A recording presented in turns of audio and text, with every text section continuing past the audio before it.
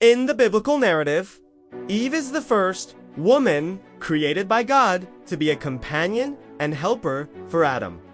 Her story, primarily found in the book of Genesis, chapters 2 to 4, is a foundational account of humanity's origins and the entry of sin into the world. After creating Adam from the dust of the earth, God determined it was not good that the man should be alone.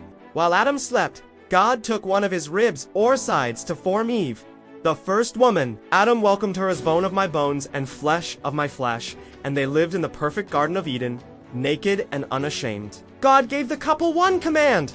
They could eat from any tree in the garden, except the tree of the knowledge of good and evil, warning that eating from it would lead to death. A serpent, described as the most crafty of all creatures, approached Eve and questioned God's command. It promised her that she would not die, but instead, her eyes would be open and she would be like God, knowing good and evil. Seeing that the fruit was desirable for gaining wisdom, Eve took a bite and gave some to Adam, who also ate it. Immediately, their eyes were opened, and they felt shame for their nakedness, sewing fig leaves together to cover themselves. When God confronted them, Adam blamed Eve, and Eve blamed the serpent. As a result of their disobedience, the serpent was cursed to crawl on its belly. Eve was told she would experience increased pain in childbirth and that her husband would rule over her. Adam was cursed to toil in the earth for food, which would now grow thorns and thistles. They were expelled from Eden to prevent them from eating from the tree of life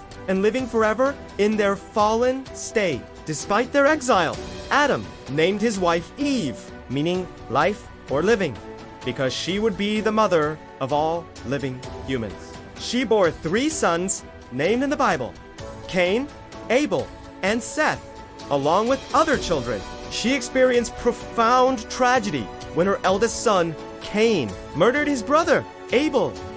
Eve is often remembered for the fall, but theological tradition also highlights her as a symbol of hope. In Genesis 3:15, God promised that a descendant of the woman would one day crush the head of the serpent, which many interpret as a prophecy of the eventual arrival of a savior.